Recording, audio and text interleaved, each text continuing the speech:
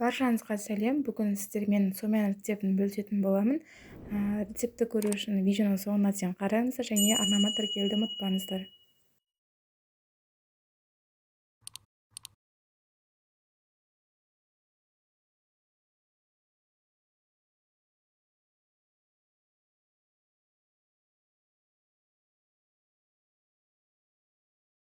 Ең алдымен етімізді маринад етіп қоюымыз керек. Етімізді мұздай күйінде тураған бізге оңай түседі. Себебі біз қазір жұқалап тураған кезде салқын мұздатылған күйінде болса әдемі туралады. Ал егер жұмсақ күйінде болса мұжылып көлемді ала алмай қалуы мүмкін. Ламанға қосатын заттардың барлығын осындай төртбұрышты кубик көлемінде тураймыз. Міне етті де дәл осындай турап аласыздар жұқалап.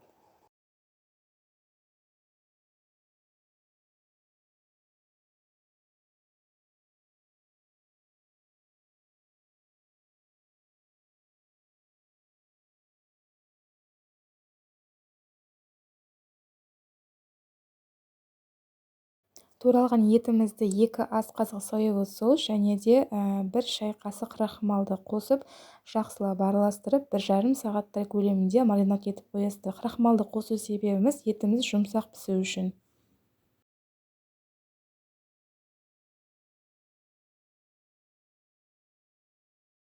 Лағманның құрамына қосылатын заттар ет, кабачок және ашты бұрыштар, капуста, сельдерей, пияз, чеснок және өзіне арналған приправа жанду және де көк пияз қоссаңыздар болады.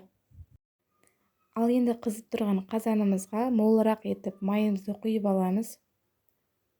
Майы көп болып кетеді деп уайымдамаңыздар, бұл тек қана бауырсақ сияқты әдемелеп жекелеп қуырып алу үшін арналған май.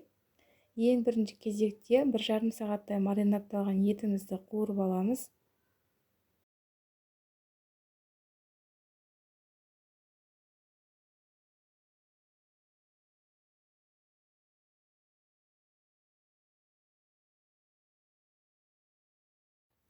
Бес-он минуттай етімізді қуырып піскеннен соң арнайы осындай сүзекінің көмегімен майынан сүзіп аламыз.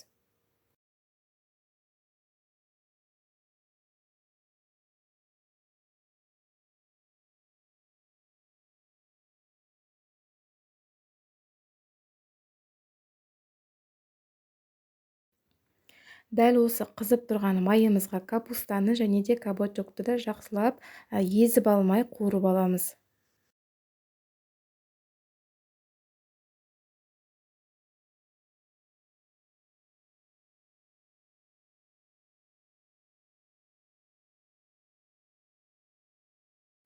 Егер қатты езіліп кеткен болса, лағманның ішінде езіліп көрінбей қалуы мүмкін. Әдемі көрініс үшін қатты езіп алмай, осындай сүзекінің арқасында сүзіп алуларыңызға болады.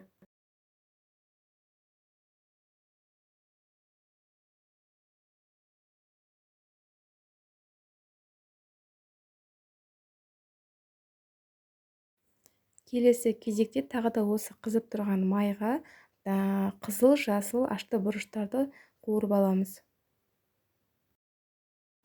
Барлығын бірінің үстіне бірін салып қуырып алуға да болатын шығар, бірақ олай жасаған кезде бірінші салған және көкөністеріміз езіңкіреп кетуі мүмкін. Сондықтан осылай жеке-жеке қуырып алса, лағманның бетінде әдемі өзінің формасын көрсетіп тұрады.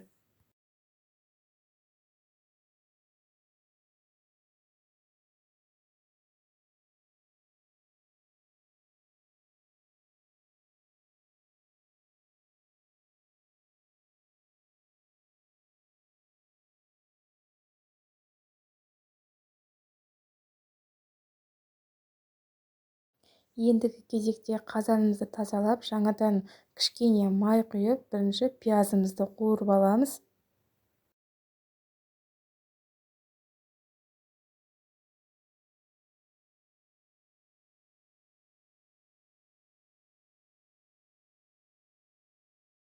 Қуырылған пиязымыздың үстіне жаңада қуырып алған етімізді салып, тағы да 2-3 минуттай қуырып аламыз.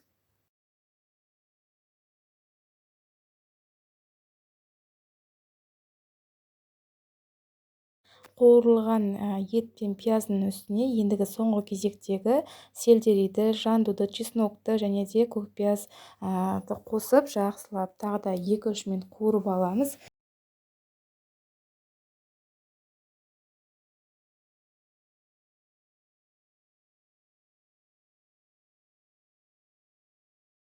Міне қуырылып болды. Енді жаңағы бірінші кезекте кабачокты, ашты бұрышты капустаны қуырып алғанымызды қосып барлығын бірге араластырамыз.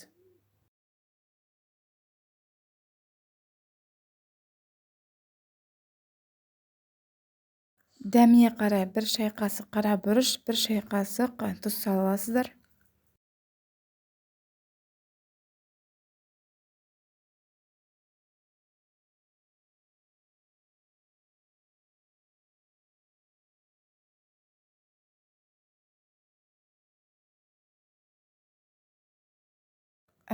Лағманы қызарту үшін томат қоссаңыздар болады, бірақ менде томат жоқ болғандықтан мындай қызыл аджика қостым. Кішкене лағманым аштырақ болу үшін.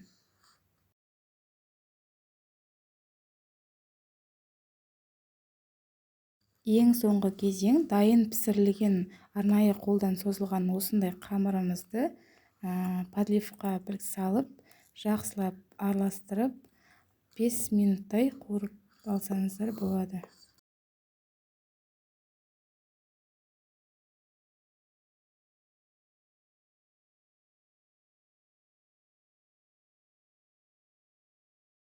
Міне біздің сомянымыз дайын болды. Жақсылап осылай 1-2-3 минут араластырып қуырып алсаңыз болды.